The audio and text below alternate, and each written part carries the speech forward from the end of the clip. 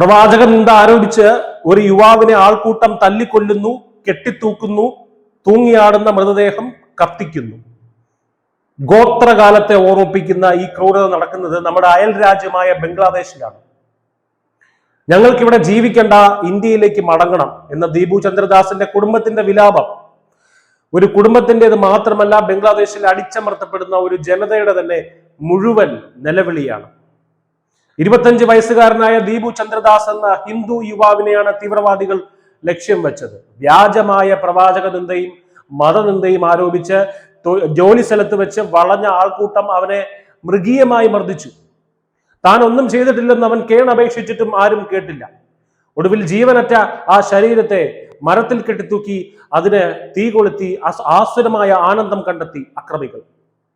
ഈ ക്രൂരതയ്ക്ക് പിന്നാലെ ദീപുവിന്റെ സഹോദരൻ അപ്പുദാസ് ലോകത്തോട് പറയുന്നത് ഒന്ന് മാത്രം: സഹായം ലഭിച്ചാൽ ഞങ്ങൾ ഇപ്പോൾ തന്നെ ബംഗ്ലാദേശ് വിടും, ഞങ്ങൾക്ക് ഇന്ത്യയിലേക്ക് മടങ്ങണം.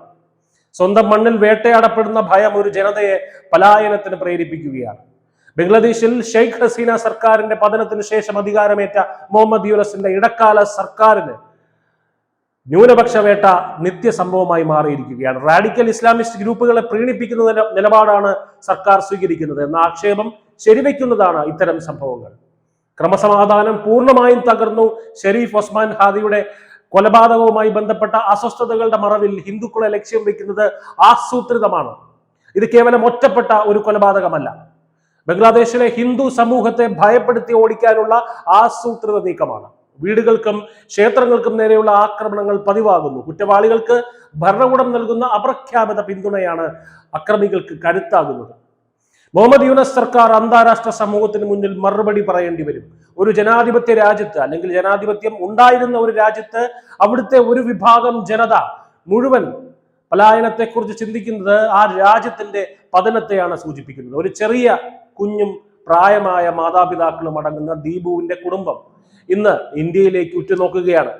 അതിജീവനത്തിന് വേണ്ടിയുള്ള അഭയാർത്ഥികളായിട്ടല്ല, മറിച്ച് ജീവൻ രക്ഷിക്കാനുള്ള ഓട്ടത്തിലാണ് അവർ.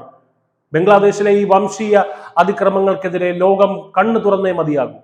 സ്വന്തം മണ്ണിൽ അന്യരായി മാറുന്ന ഒരു ജനതയുടെ വേദന നമ്മൾ തിരിച്ചറിയണം. സർവോപരി ലോകത്തിലെ ഏറ്റവും വലിയ ഹിന്ദു ജനസംഖ്യയുള്ള ഇന്ത്യ അത് തിരിച്ചറിയണം. ഇന്ത്യയിലേക്ക് മടങ്ങാൻ ആഗ്രഹിക്കുന്ന ഈ മനുഷ്യരുടെ സുരക്ഷ ഉറപ്പാക്കാൻ കാലം ആവശ്യപ്പെടുകയാണ്. News desk, news India Malayalam.